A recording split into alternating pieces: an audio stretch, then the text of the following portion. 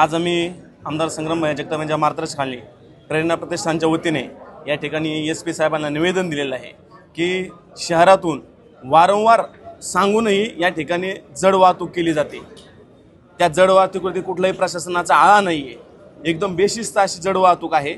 एवढ्या चांगल्या प्रकारचा बाह्यवर रस्ता असताना देखील ते शहरातून कशासाठी या गाड्यांना सोडल्या जात आहे, यांच्याकडून कुठल्या प्रमाणात यांना हप्ते चालू आहेत का, या गोष्टीसाठी आम्ही वारंवार पत्र देऊ नये। पत्राचे फक्त ढिगारे या ठिकाणी या पोलीस प्रशासनाच्या दालनात पडतात, पण त्याच्यावरती कारवाई कुठल्याही प्रकारे होत नाही। आज आम्ही 7 दिवसाचा अल्टिमेटम दिलेला आहे। आमचा मित्र काळे आशिष काळे याचा दुर्दैवी या जड वाहतुकीच्या ॲक्सिडेंटमध्ये मृत्यू झालेला आहे।